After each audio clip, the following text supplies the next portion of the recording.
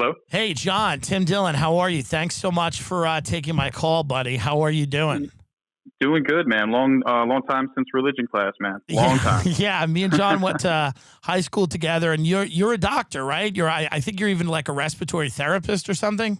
Yeah, respiratory therapist. Yeah. What's going on out there in terms of the severity level of this and how our hospitals responding? I mean, you're kind of on the front lines. You're seeing it. Yeah. Yeah. What is this looking like?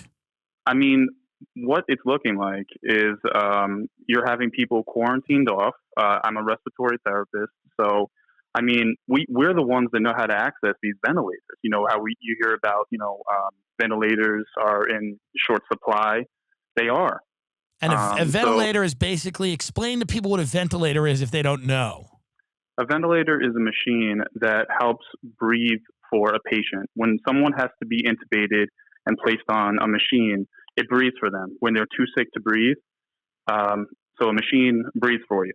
That's really what it is in layman's terms. What do you hope happens to that person while they're being ventilated so that they can take over breathing on their own? What is it? Is it that they just you're giving their body time to heal, their immune system's fighting this off?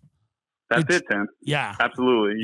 You're giving the immune system time to recover. You buy a patient time. And, when you have an infection in the lungs especially, you need time to heal. Eventually, what happens, though, is the lungs, if they don't heal, you can basically just be on the ventilator until you die, sadly. How are you seeing patients come in with this disease? And are they very sick? Are they have mild symptoms? Are you seeing everything in between? You're seeing a lot of people coming in with coughing a lot. You're seeing a lot of people come in, again, flu, right? Coronavirus, very flu-like. So we're not really sure right away. As soon as they come in, they're getting tested. We have, the COVID-19 protocol actually at our hospital where people are, coming in, being tested, basically like isolated immediately.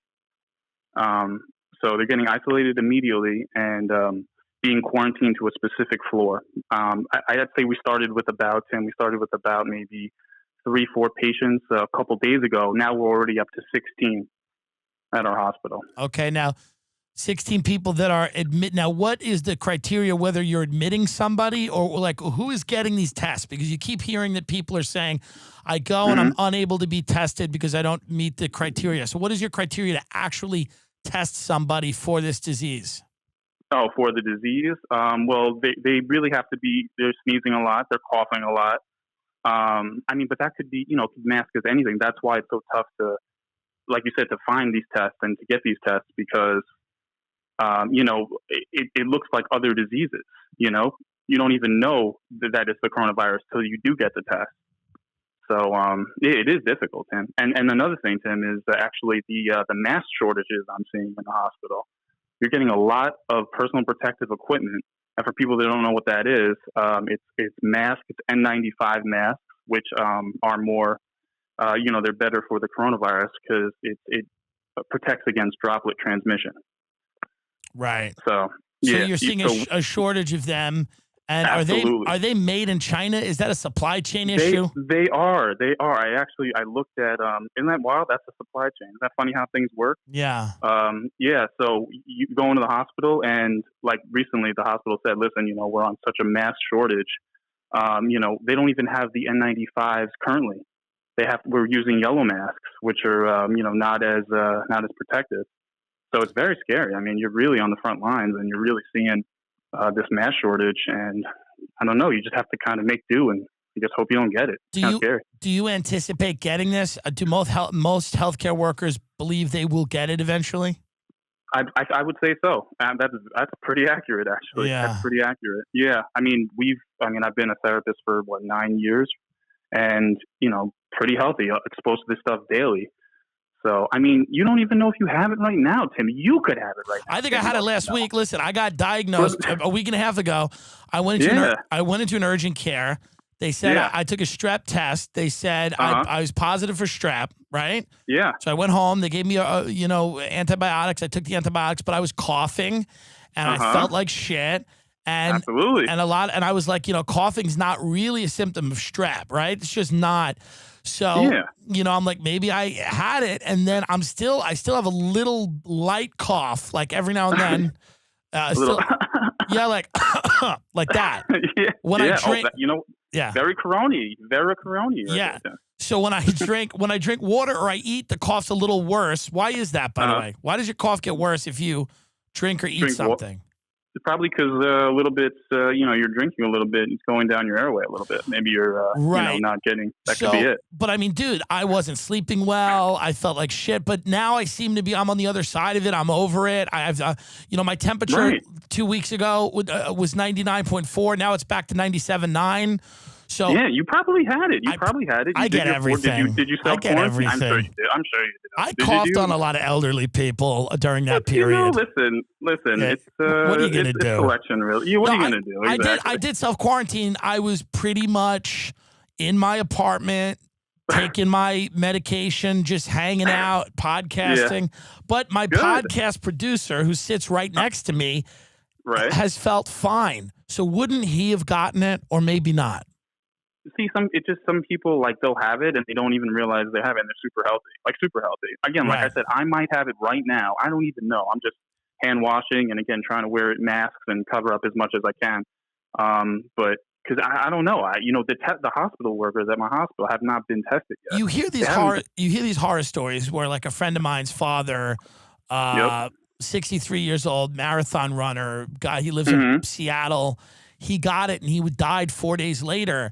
And then you hear of people that have it and don't know that they have it. What makes the difference? Because this guy didn't seem to have any underlying conditions or a compromised immune system. He wasn't a smoker.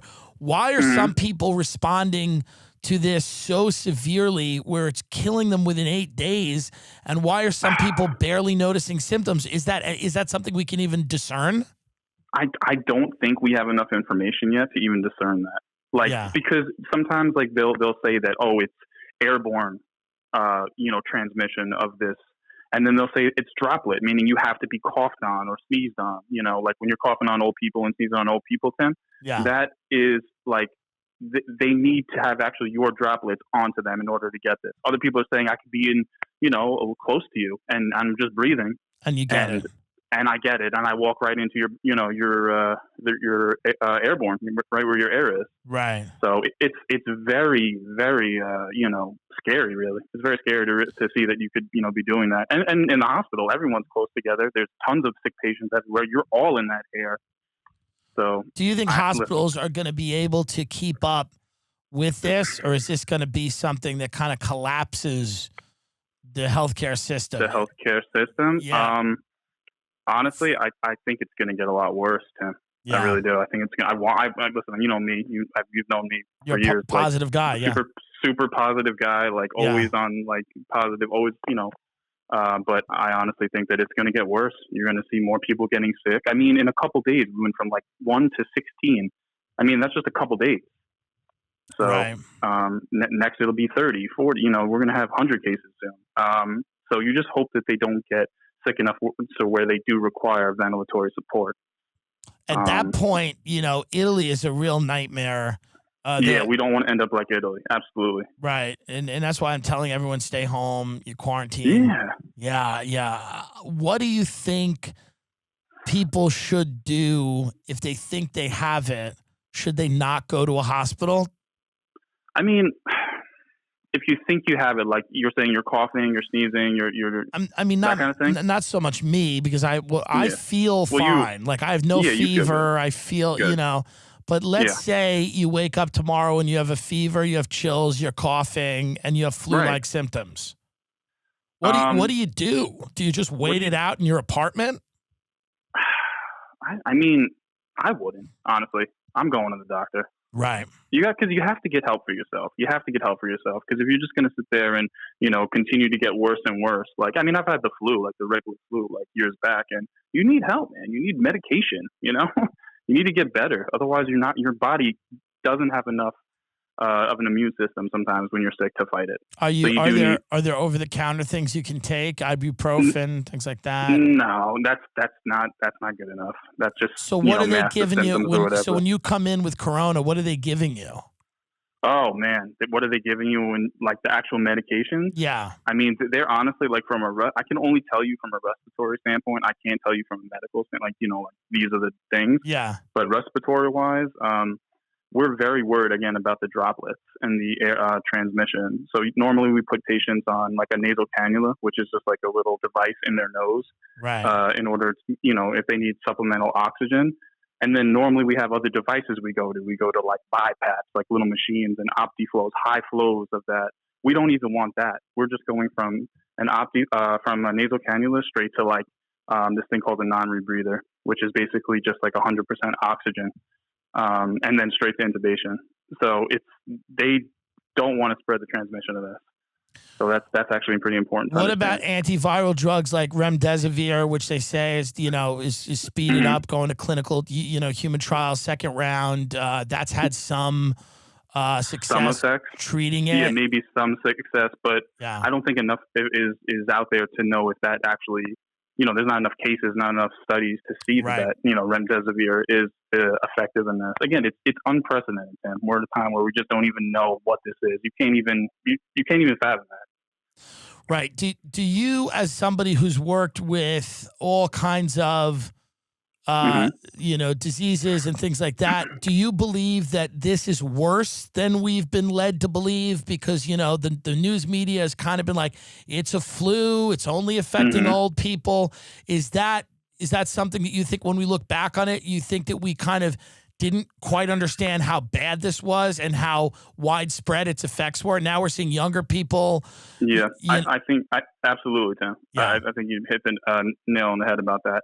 I think it is. There are young people that, again, may not show symptoms of it, but they do have it. And, we don't have the testing for it right now, but they do have it and they are spreading it. So, Yeah. but it shows up in the elderly population. So, but there's also young people. There's also supposedly there's young people getting sick, and some of them are being hospitalized, even young people. Yeah. I heard from another hospital that's very close to us in the vicinity, where they had a 27-year-old intubated and vented because of the coronavirus. I know. We were all like, Christ. "Oh my fucking god!" I know, it's really. So now, at that point, when you're intubated and you're on a ventilator, what is the time that they give you to get better before? I mean, are you conscious when you're on a ventilator or no? Usually not, because it's a very, it's really, you have a tube in your throat and the vent is pushing the breath into your lungs. It's actually pushing the breath into your lungs for you to survive. We normally breathe through negative pressure, where I suck in and breath comes out. With a ventilator, pushes positive pressure into you. So it's the opposite way at which we breathe then. So that's a 27-year-old that's unconscious in sort of a coma. Would you call it a medically induced coma? I would, Tim. Absolutely. And they're on a ventilator. How long do you give that person before that you have to give that ventilator to somebody else? Well, first off, you have to see if their body's healing. Because as a respiratory therapist, we're constantly monitoring oxygen and CO2 levels in your blood and keeping your blood-based balance, your pH, normal. Okay? Yeah. So that's so we're monitoring that. We're monitoring how you're healing. But sometimes you become too sick where, we try to wean you off this ventilator. Again, the ventilator buys you time. Ventilator, respirator, same thing. It buys you time. When you're too sick and you're too, your body can't overcome this, you have to sometimes get a tracheostomy where they put a hole in your neck. That's an option. Okay. What'll that do? Well, it just there's a tube in your throat, and if they can't take the tube from your throat, they put a hole in your neck to facilitate it and help it. Just how it's much easier to breathe that way. Yeah. So that's one thing. But eventually, when they get sick enough, they're going to die on the ventilator. There's nothing more we can do. Yeah. It's really sad. It's terrible, man. Is there a length of time? Is that 5 days? Is that 2 weeks? Is that 3 days? It's it's really the body, Tim never wants to die. It always is going to Right. try to survive. So, So you're going to have to make a call, unfortunately, and say, mhm. this is not looking good. Yeah, you just say, listen, we've exhausted all options. You say something like, we've exhausted all options here. The progression of disease has gotten worse. We're beyond, we're beyond the point of, them coming back from this. It's sad. But that's some things that people are going to have to take, some steps we're going to have to take. And there's going to be a lot more people affected by this. So this is not, I mean, people keep saying a lot of people die from the flu every year, which also shocked me. When somebody said 50 or 70,000 people die from the flu, I was shocked that was the case. That's like the first thing. When anyone talks about this, that's the first thing they say, oh, people die of the flu every year. But it's just like, this is different. This is something completely different. This is completely the different. world hasn't seen. Exactly. The world is seeing what's happening with Italy. Yeah. And, so it's completely different. Do you have any hope for, the antiviral drugs getting better soon? Is there anything that is it hard to say? I mean, honestly, I think it could take a year. This is a year of this. Yeah. Again, it's going to get worse. I really firmly believe that. And again, like super positive, but I just think it's going to. And you're at least get worse. You're at least a year away from. We're at least a year away from a vaccine, right? I mean, that's a long process. That's what I think, Tim. I'd say like a year away. How long? Sure. How long do you think businesses stay closed and people don't go out? Are we going to lock down the whole city? In New York City, we're going to lock. Are we going to lock down the whole country forever? I mean, is there? we can't do that, Tim. We can't. At least we have your podcast. I know. What do you think the thing is? Are we eventually going to have to, within a month or 2 months or something, say we're going to have to kind of start going back out again, and then people back to normal? Well, I don't know. I don't want to say normal, but like people are going to go out and just get it and develop an immunity. And I mean, is that also a misnomer that people that this herd-like immunity is going to help, or do you think people might be able to get this again? I think people will get this again. I think people will get this again. We're going to go through a cycle. Right. I really, if you said balls to bone, what do you believe? I'd say that we're going to go through a cycle, and it's going to be like you said, the flu. Like, oh, you get your flu shot. Make sure you get your flu shot. I feel like people will. I don't know if your body's going to be. Also, when they test him, I don't know if the coronavirus is. We don't know. Imagine being the first person. Imagine signing up to be the first person for the coronavirus as an experimental vaccine.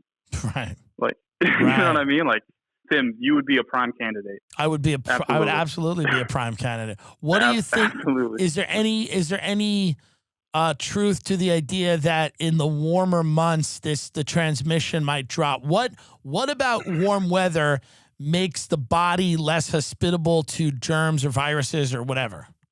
I don't think there's anything to that, honestly. Really? I think people are hoping. I think they're hoping. Like, oh, we're going to hope for that. But, the coronavirus can live on surfaces for days, and it stays in the air. So it doesn't matter if it's hot or warm, arid, dry, humid.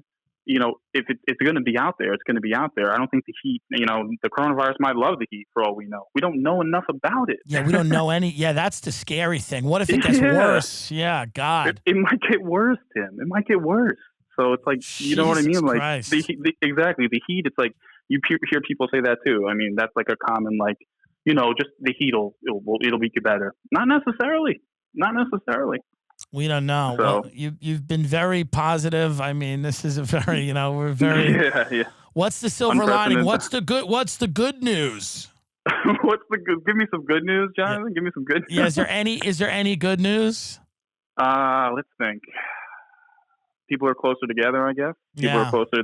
They're all kind of like in this together. When you go to the supermarkets and you're all in it, and you're just like. But the majority of people who get this are not going to die, and they're not going to require hospitalization. Is that still what we believe? That's what we believe. Exactly. Oh, listen, God. I'm on the front line seeing the sickest of people. So you're right. Like you might have it right now. I might have it right now, and we're healthy. We're fine. Are the people you're seeing? Are the majority of them are older? Majority are older. I'd say like 70s.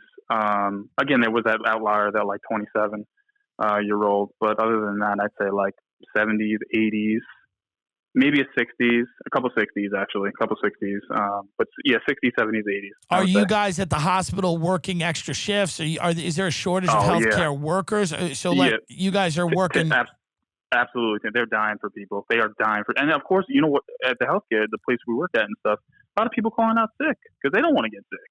I mean, is it possible that maybe I go in there and I just do a few surgeries? You know, I've watched a lot of Yeah. ER, Chicago Hope. You know, Listen, you should absolutely apply. I'm there. We definitely need you. I could say stat. I could say 10 cc's of this stat. Exactly. You know, Exactly. I think it would help to have me in there just in a coat, kind of walking around, Yeah, just Tim, keeping. I think people would feel at ease when they saw you. Tim. Yeah. They would just.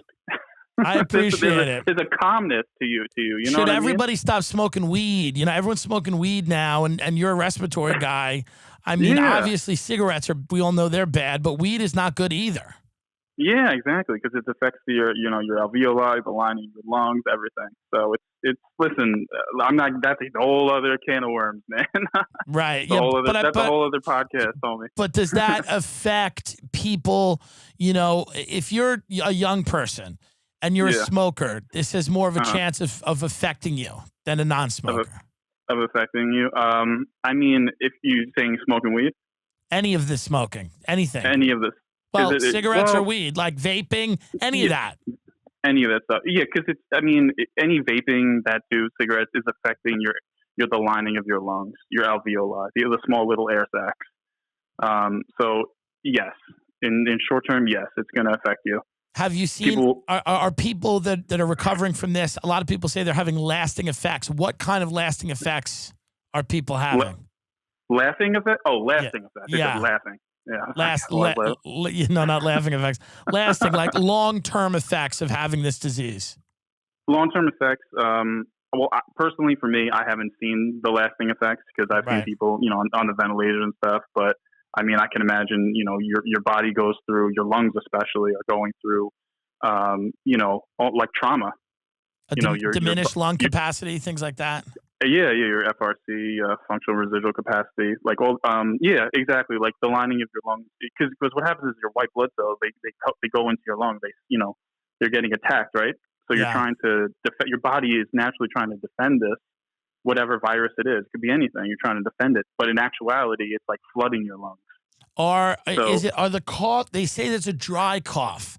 Now, what does that mean versus like a phlegmy cough? Like if you're coughing up phlegm, does that mean you don't have this or no? That would be like a wet cough. Exactly. A dry cough is just, you're dry. You start, there's nothing there. There's no moisture. So does a wet cough mean you don't have corona? No, it's not like that. Okay. It's not like that. So you could be coughing up phlegm and still very much have it. Absolutely. Yeah. Yeah. Okay. Yeah. It's not always just like, we don't look like, oh, that's a dry cough and oh, that's a wet cough. This could be corona. No, it's just like, no, they're different aspects. Is your wife worried about it? Is she kind of worried? Yeah, definitely. We're both healthcare workers. So yeah, how is Long Island? How is Long Island feeling now that everything's kind of shut down? Are people heeding the warnings and staying inside, or are people being idiots? No, I think people will always be idiots. Tim, you know Long Island. You know Long Island well. I know it well. You know it well, man. I know it well. We were there for a couple of years. Yeah. But I'd say people are still being idiots. Yeah. People are still going out. I mean, but you see more people with masks. And the N95s, those are like gold. We had to lock those up. Because people were stealing them. They were actually hospital care workers stealing that. They were taking masks because they didn't want to run out. So a couple nurses. Do you think it gets bad enough where healthcare workers don't want to go in because they don't want to get sick? Do you think something like that happens? Yes. Really? Daily. Really? Yes. Absolutely. I can tell you, like, man to man, absolutely. Where people are like, listen, I don't want to get this shit. Or especially if you have that, where you're covering that zone.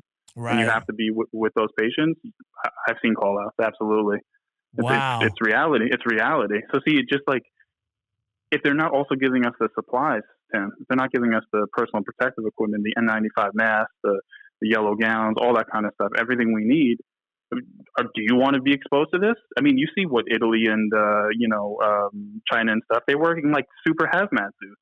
Right. Yeah. What is that? Super hazmat suits, man. Yeah. That's Yeah, how so fucking, and that's why it that's never the made fucking sense to me when people said, "Oh, this is just the flu." I'm like, it's not the flu. There's people walking around in hazmat suits big spraying fucking hazmat chemicals. suits. Yeah, Yeah, exactly. So like I saw pictures of like Italy and the Leaning Tower of Pisa with like massive sprays. You think that's like we're gonna be protected with just the little N95 mask and the yellow? I mean, they make us wear like goggles too, protect your eyes, everything. right. So this thing's a nightmare. And do you see a 2 month? Do you think the cases are going to get worse in the next 8 weeks? Is it a 2 month? Is it a 6 month? What are we looking at here in terms of like when do you see the curve starting to get flattened? If you The curve, yeah, like hashtag the curve flattened. I love that. Yeah. That's like it's like Yeah. we have to flatten that curve. When's that going to happen? I mean, we're doing social distancing, so if people are doing the social distancing, I mean that's good. But honestly, Tim, I could see a year, Tim. I'm serious. Yeah. I feel like a year till they start getting these vaccinations out and they work and they show that they work, and your liver doesn't explode or something, Right. when you take it. Yeah, because Right. it's unknown, like an unknown drug. I mean, like I said, So- dude, you should try it out, man. Try Yeah. out that vaccine. Well, no one's offering it. But what I'm getting from you is Yeah. that we know far less about this than we are pretending to know. I would say that's accurate. I would say that's accurate. Yeah. Yeah. Because we're just dealing with the symptoms and the people that are coming in, and then one day it's droplet. Now you got to wear this sort of mask. Now it's airborne. Now you got to wear an N95. Like there's so many different things. We're just kind of flying by the seat of our pants right now, and it's scary, man. It really is. Because again, like I'm on the front lines. I'm seeing this firsthand. Yeah. Well, listen, man, I appreciate you calling. Is there any advice for people out there? Just kind of stay home. Yeah, listen. Social distancing is a thing. If you're doing that, I think you're doing the right thing. It's gonna be real interesting, Tim, to see the effects of this. Any of these conspiracy morons on the internet that are like the virus isn't real, you're here to tell them it's genuinely real. I see it every day. Like Yeah. I go to work, like it's real. I mean, there's always conspiracies for everything. Oh, everything exists or whatever. But Right. I mean, I can only tell you what I see. It's absolutely real. There are shortages in masks and personal protective equipment. And we're just learning right now, me and you all together, everyone, your listeners, everybody else is learning about, the effects every day. We're learning something new. And the beds, hospital beds are probably going to be a problem too. Yeah, I mean, we've quarantined a whole floor. We had a specific floor where we just have only coronavirus patients. Obviously, isolation rooms were just one person. But I mean, you're going to have enough nurses, respiratory therapists. You're going to have enough people for that. I don't know. I don't think so. And especially if people start calling out more because they don't want to get it. So it's really tough right now. It's really tough in the as a healthcare worker. Well, listen, man. You have all of my fucking, I love, respect, love and everything. respect. I'm Thanks, like, man. I'm amazed, dude. I think you guys have the second hardest job in the country right now. The first, of course, is me as a podcaster. I think Absolutely. Being a comedian is very tough. You know what it is? I'm entertaining everyone, both the healthy and the sick people. And you guys you're really just working with the sick, which is still a small percentage. So, but I think you guys have the second most important job in the country, and I thank you for doing it. Yeah, listen, I appreciate it, Tim. Thanks. All right. Thanks You're the best, for that. buddy. Listen, let's hopefully when I'm out in Long Island, we'll go and grab dinner or something. Hopefully when this all blows over. Sounds good, man. All right, man. Thanks so much. Bye. Yeah, that's a guy, that I went to school with, respiratory therapist in a hospital in Long Island, doesn't seem to be making it up, doesn't seem to be an actor. It's bad out there. There's no good news. There's not. There's not only no good news, but like nobody knows what the fuck this is. Nobody knows who it kills, why, when it'll let up, if it'll get better, when it'll get better, if it gets better. Like nobody knows anything. He was kind of honest. He's like, yeah, I'm on the front lines of this and we don't know. We're flying by the seat of our pants like everybody else. It's scary when you have a situation like that. Are you scared? The only thing he seemed sure of was like it's going to last about a year. He said it seems like 2020's over. Yeah. 2021's the move. I mean, 2020 is legitimately over. There is nothing left here. I don't know what to tell people, but I don't know what. I mean, even if it does, the summer, fall, I mean, we're going to be, from the minute that we can see 2021, which we can't even see it now. Yeah. But the minute we can see it, late September, October, we're going to be just get us there. Yeah. Because there's no way that there's no way to salvage this year. Truly. There's just no way. There's just no way. The damage being done is going to take months and years to come back from. Are you scared? You're like a broken toy. What do you think? No, I'm not scared. I'm fine. Interesting. Now, because you kind of want to, your whole thing's you were brought up to die. Your whole thing of being an evangelical Christian, every day you just went to a place and they were like, you're going to die today. And you were like, yes, I will. And then, because that's it, you guys are almost wishing for death on some, whether you admit it or not, you kind of want to just die. You want the end times. When you grow up in that. Yeah. That's all you guys want. Yeah. You're just so ready for it. You're like, it's time to die. It's really strange, You're just preparing for this, You're just a Texas person. I mean, there's something kind of nice about all of this, right? No, not really. Not unless you're very sick, I mean... No, I'm not really worried. If I was 70, I would be terrified. Right. We just went for a walk, and there's way too many elderly people out and about. Don't you think? Yes. But, also at that age, a lot of them are like, fuck it. Yeah. Fuck it. We were just walking in Beverly Hills. They're like, I lived in Beverly Hills my whole life. Yeah, fuck it. Yeah. I ran a race. If you're 75 and you're living in Beverly Hills, it worked out. You know what I mean? Yeah. What else do you want? What else do you want? Yeah. What do you think's next? You're going to buy an estate on the moon? It's over. You did it. That's our emergency podcast, everybody. That's the doctor on the front lines. Don't fucking look at the gun. No, I'm kidding. I'm joking with you. That's a respiratory therapist in a Long Island hospital. Good kid. Dude, man, not a kid. He's overwhelmed by what's going on. Brutally honest about everything. I'm like, our healthcare worker's going to stop coming in. He's like, oh, yeah. That's when you have a shortage of beds and then a shortage of workers. It's what have they seen that they're like, I'm not going to get this? More than we have. Yeah. More than we have. This whole thing of it's just the flu crowd is going to go down in history as the stupidest. And by the way, it was the media. Everybody was like, it's the flu, right? Mm-hmm. Trump, everyone's like, it's the flu. People walking around in hazmat suits, it ain't the flu. I almost wonder if they know more than what they're telling us. And they want to avoid a complete run on the banks, complete systemic collapse, complete panic. Because it ain't the flu. It was never the flu. Yeah, it's flu-like symptoms, but it's killing people in 4 to 8 days. It's a vicious bug. There's no there might be a season, there might not be. We don't know. The warm weather could help, it might not. I mean, what climate is it hitting the hardest? I don't know. You told me the other day. You had a guy who told you something. Yeah, but I don't know if it's real. Why don't you repeat it anyway? Supposedly, the virus is worse in certain parts of the world at a certain humidity level and a certain temperature. And so if this is correct, it's going to hit hard probably in DC and St. Louis next.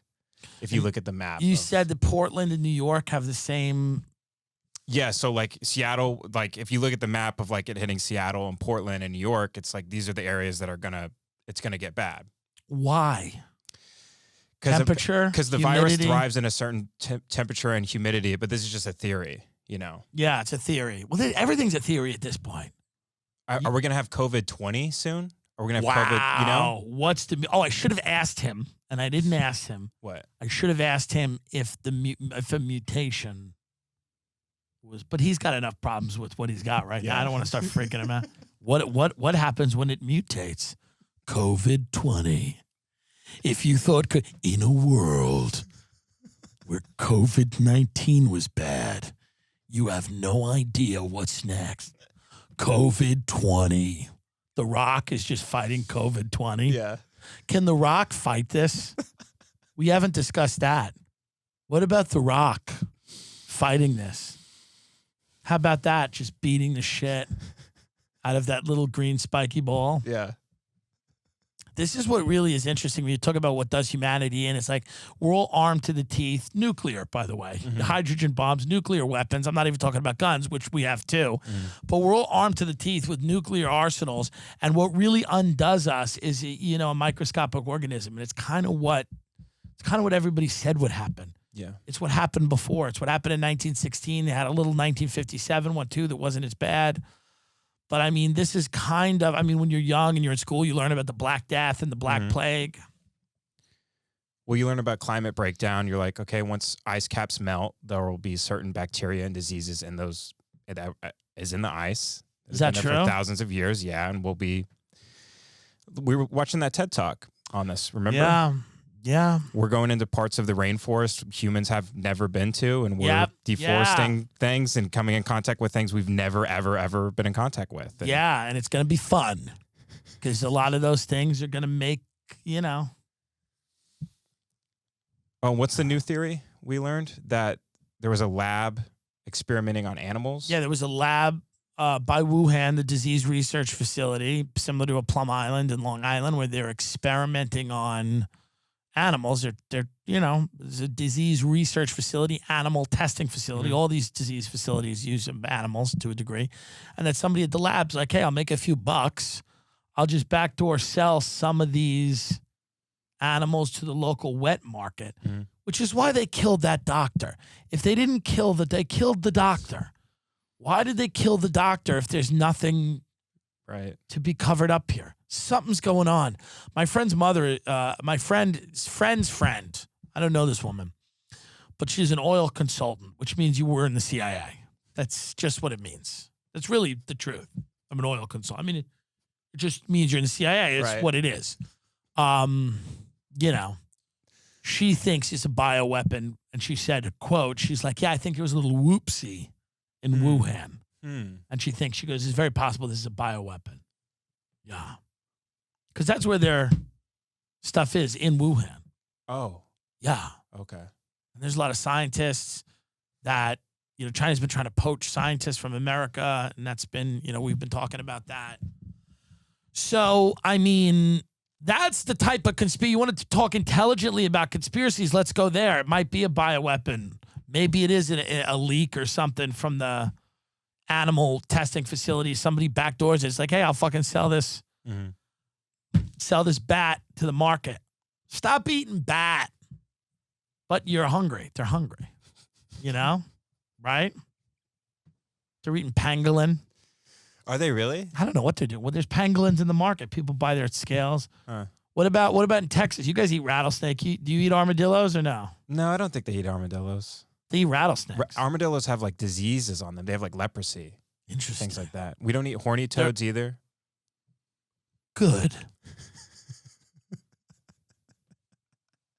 The armadillo is like a little tank. He goes, yeah. Did you see them when you were growing up? All the time, yeah. They roll up in a little ball. Oh, shit. Are you an idiot? Sorry. Put it back in. I was doing an act out of an armadillo. Yeah, you get very nervous when you're asked to speak. The armadillo rolls up. And did you play with them as kids? You pick them up? No, you're not supposed to touch them. But one time I got to pick up like a dead one in my backyard. Interesting. Because my dad shot it with a shotgun. Because it was digging holes in the backyard. Got to get rid of it. And by armadillo, you mean black. All right, folks. Thanks for coming. We're all going to die. Thank you.